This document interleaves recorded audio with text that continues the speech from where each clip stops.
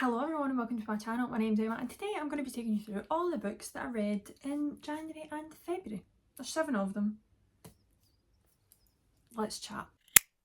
So let's talk about how I actually felt about my reading in January and February. So January I read 4 books, 3 of which were in the same series, so I didn't really see the point in doing a wrap up at the end of January because I would have basically been talking about 2 things essentially. And then in February I feel like I started off really well with really good intentions. Like it was the first month that I'd set like a physical TBR for myself and I was so ready for it. And then probably about 4-5 days into February I was like, oh, I'm in the biggest reading slump ever, oh shit, and that was it. So basically I finished 2 books in February that I had already started in January, which were in the reading vlog I put out in February, and then after that only read 1 book. But that's all I ended up reading in February, so it wasn't great. And only 1 of those books were actually from my physical TBR that I put out. So I was also a bit annoyed at myself because I was like, well, this is annoying. I've just done this whole video doing my physical TBR and then I've only read 1 book from it. So it was a bit annoying because I was in that reading slump. But do you know what? It's a new month, we're in March. Let's talk about the books that I actually did read and then hopefully next month's wrap up will be better. I'm going to talk about the series at the end because I want to get through these kind of standalone books first. So the first standalone book I read in January was The Atlas 6 by Olivia Blake. Now this is a dark academia fantasy about these 6 magicians who end up getting recruited to go and do these tasks so that they can get entered into this secret society. Only 5 of them are going to make it and there's 6 people in for it. They end up having to do these tasks. They don't know what tasks they're going to have to do. They have to go to classes and all that kind of stuff. Learn things about how to get access to this secret society, and then they get access to the Alexandrian Library where they will basically essentially be set up for life. So premise, I was really interested in this.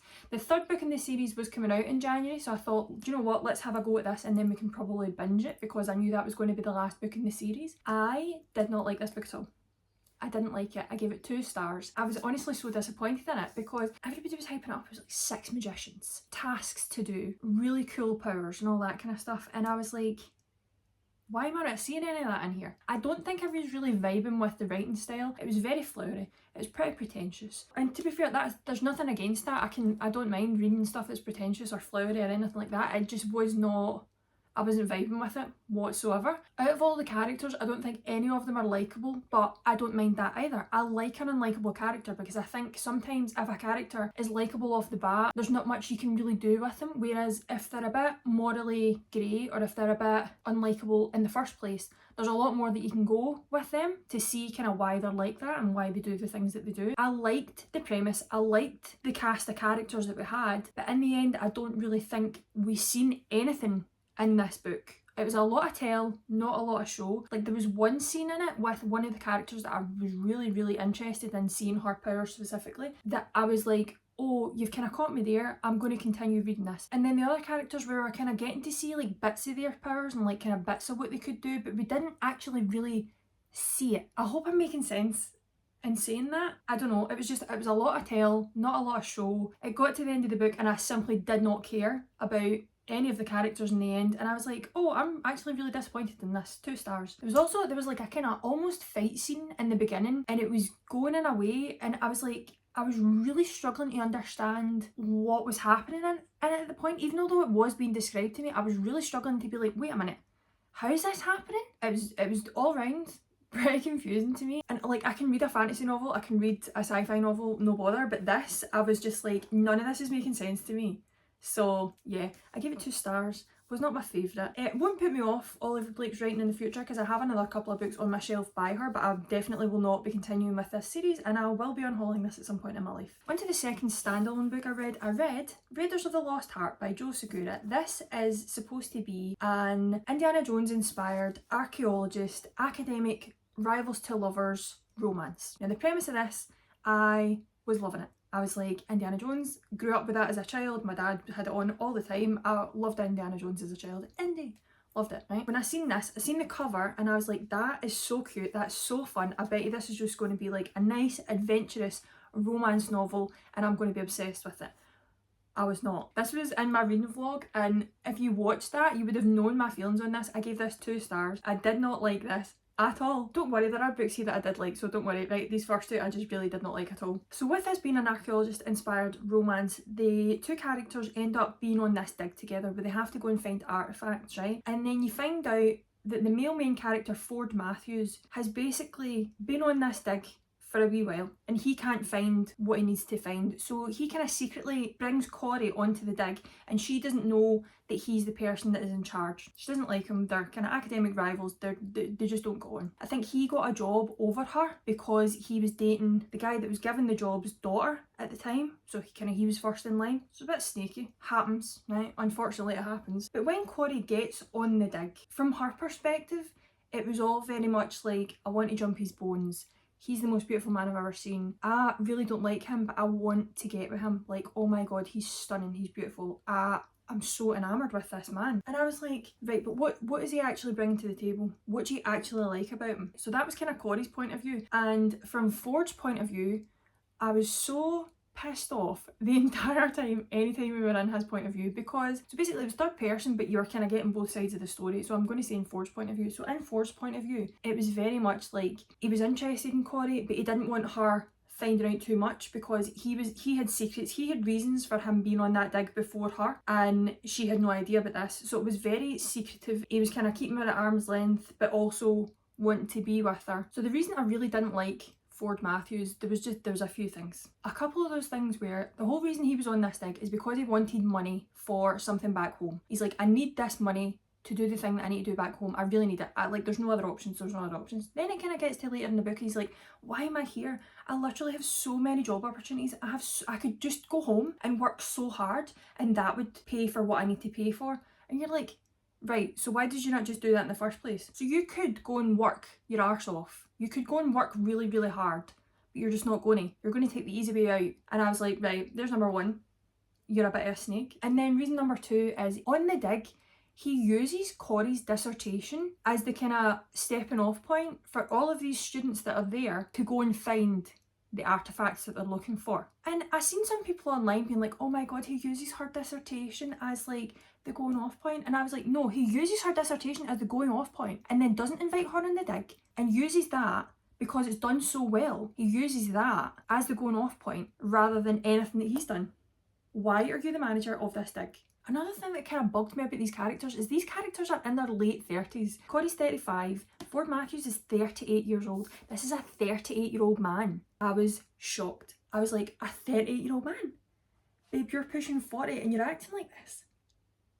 Are you for real? Because this is a sick joke. There's another section in this from Ford's POV that just made me laugh so hard at his expense. I just found it to be very funny. It was basically, he was coming back from a dig. Now, he was with his ex-girlfriend at the time and he was coming back from like a 3-month dig and he walks in on his girlfriend doing something, right? You know what I mean? And he's so aghast. He's like, oh my god. He's like, oh my god, I can't believe she's doing this when I'm not here. I can't believe this. And I was like, what do you want her to do? Wait on you. Babe, you're away for 3 months. Do you want her to suffer? I was like, don't be doing that to her. And then he got really annoyed at this and he was so upset about it. And I was like, you're 38. Grow up. I feel like there was just more from Ford's POV that was annoying me because when we were in his POV, we were getting more. When we were in Corey's POV, it was very much like, oh, I need to find this artifact and I want to jump his bones. We need to find this artifact and I need to jump his bones. And that was all I was really getting from Corey, which I felt like was a bit of a shame because I feel like with a female archaeologist and the industry that she's in, it's very male dominated from what I've heard in this book. I don't really know because I don't have a clue about archaeology, but from this sense that I'm getting, it seems like a very male dominated work environment that I wanted a bit more from her. And you did get a wee bit of background in that, but it didn't hit as good as it could have because he was a snake. It's not worth it. So yeah, I ended up giving this 2 stars. I was quite disappointed in it, but that is what it is. Now onto a book that I actually really enjoyed in February was The Dead Romantics by Ashley Poston. This book follows Florence Day, who is a ghostwriter, and her ex-boyfriend ends up breaking up with her and she does not believe in love anymore. She doesn't believe that it's real. She's like, love is never for me, it's never going to find me again. She is really struggling to write the last book that she has to ghostwrite for this person, and she ends up going to her editor, who's a new editor for the publishing house that she's with, and it's the last book in her contract, and she's like, listen, I really want an extension. And Benji Andor Benji Andor, the man that you are. He is basically like, no, you need to write it, like, it's in your contract, we need the first draft in for tomorrow. And she's like, oh my god, I simply cannot. And then something happens and she has to go back home. So she leaves New York, goes back home, and she's with her family in a time of grief, and the door goes, right? She goes to the door and there's Benji Andor as a ghost at her front door. I was like, what? I was like, wait a minute here.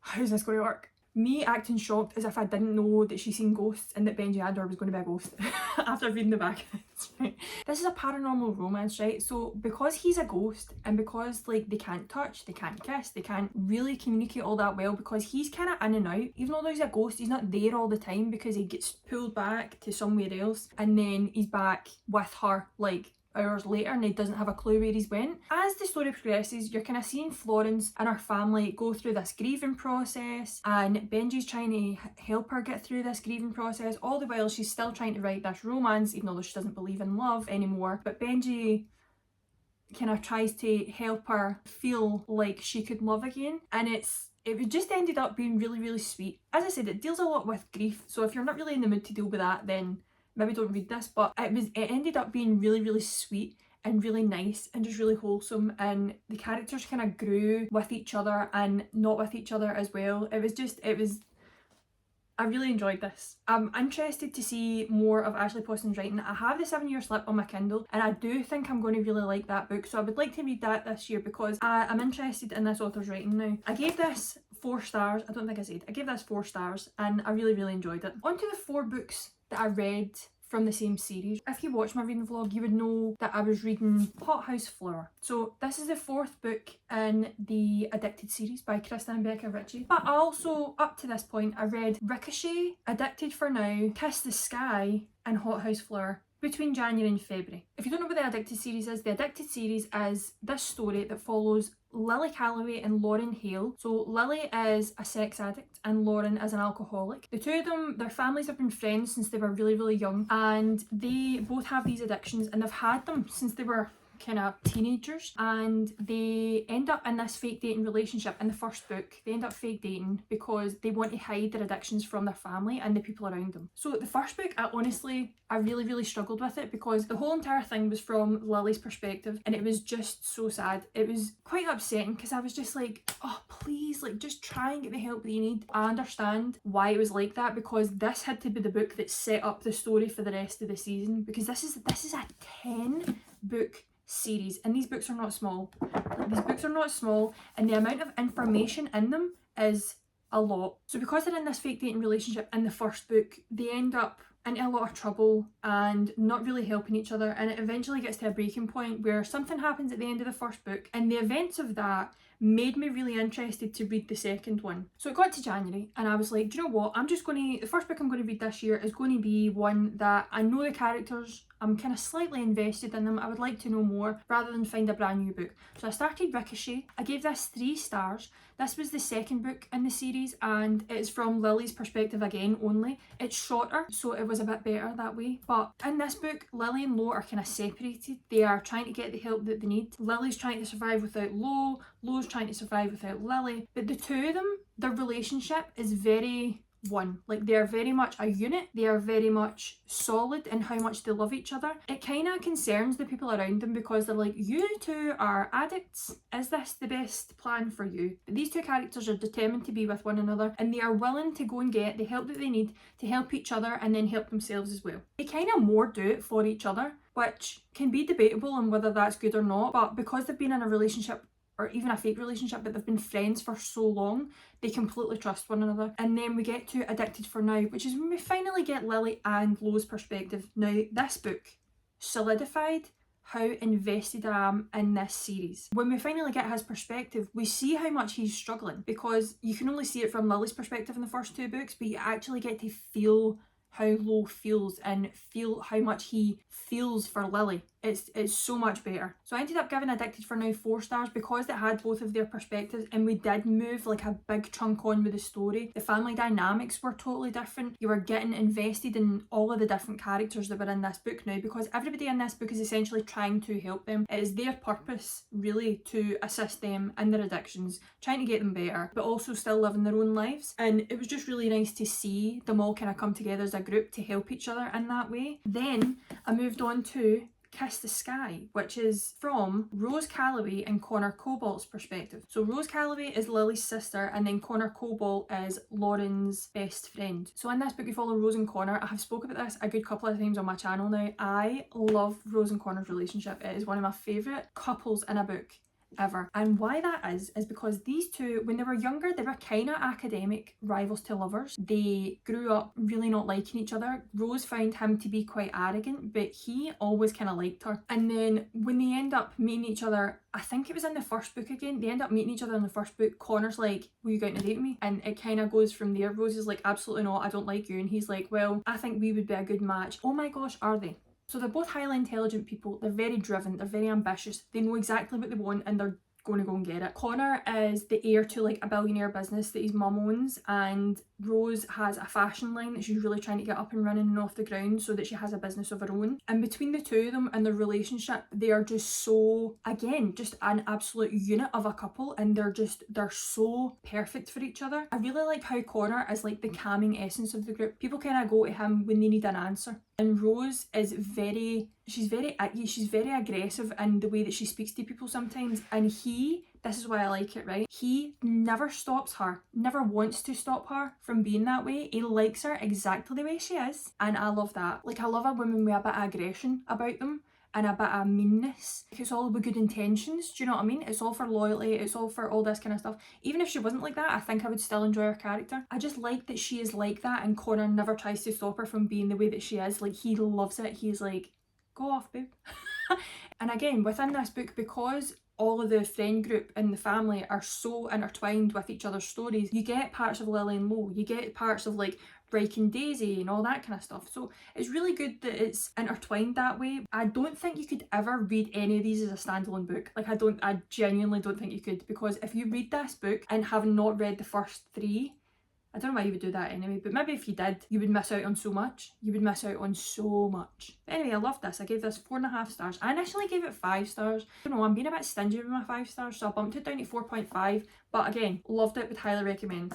And then after that, because I was so into the Addicted series, I moved straight on to Hothouse Flower after that. Now this one follows Rike and Daisy. Now, these characters are very different to any of the other couples that we have in this book. There is an age gap romance, and it was fine up until a point. And then once that point hit, I was like, right, you just said that with your whole chest, and what are you doing there, bud? But they are together, so you kind of just need to take it as it is in this book and kind of see how they progress from the situation that they're in. So Daisy is a model. Rike is kind of, what does he do again? Oh, he's a rock climber. I forgot about that. She's kind of struggling with body image, with her eating, and Rike is kind of trying to help her along the best that he can. Daisy also has some like kind of PTSD or trauma from situations that happened in previous books, so she can't sleep, and Rike is really trying to help her along with that the best that he can, but he's also trying to keep her at a distance because of the situations that happened in the last book, and because she was so young, he's very much kept her at arm's length and not been interested in her. But then in this book, he becomes interested in her. There is so much that goes on in this book. I don't think they were my favourite couple. It was very erratic. It was very jump first, ask questions later. It was very adventurous, which is fine. I did enjoy a lot of the story in this book, but they just weren't my favourite couple to read from. But I'm interested to see where they go with this, because the events that happen at the end of this book, there's a lot of drama that goes on. Family members find out some information, and the kind of family dynamics are struggling, especially with the parents. I think because we now, after this book, officially have all couples together, I'm excited, a bit nervous to see where these are now going to go, because I don't know where they're going to go from here. Because all the couples are now together, where is it going to go? What shenanigans are they going to get up to? I don't know. So far, I love this series so much. I'm very excited to get into the next books in the series. I'm not going to binge them because I feel like if I binge them, I will never read anything else for months because I would just be so invested in this story. So I'm kind of going to try and take it as it comes. So that's all the books that I read and finished in January and February, but I also started two that I'm in the middle of that I'm going to continue reading on in March. So the first one is a non-fiction book and it's All About Love by Bell Hooks. So far I'm really enjoying it. It's really given me kind of new perspectives. I've been tabbing and underlining things that I have spoke to me. I'll read this because this actually makes more sense than what I could ever say, right? So in 13 concise chapters, Hooks examines her own search for emotional connection and society's failure to provide a model for learning to love. I'm kind of 3 chapters into that, enjoying it so far, looking forward to reading more of that in March. And then another book that I started reading in February is a romance and it's 7 Days in June by Tia Williams. I am 62 pages into this. I have been tabbing wee bits so far. I feel like this is going to be a 5-star book. Prediction, here's my prediction. It's going to be 5 stars because so far I am loving this book. That's all I'm in, and I'm like, oh, I'm going to be invested in these characters. I'm going to feel a lot when I'm reading this. I'm very excited to finish this. So that is all the books that I've read and started to read in January and February. And let me know in the comment section below what your favourite read has been this year so far. I would love to know. Let me know what your favourite book was from January or February. Let me know what you're reading now. Just let me know your thoughts. And if you've read any of these books that I've read, please let me know your thoughts in the comment section below. I would love to know. And that's all I have for you. I'm kind of all chatted out now. Thank you very much for watching. I really hope you enjoyed this video. If you did, give it a wee like, give it a wee thumbs up, subscribe if you want to see more. And I'll see you in the next one. Bye!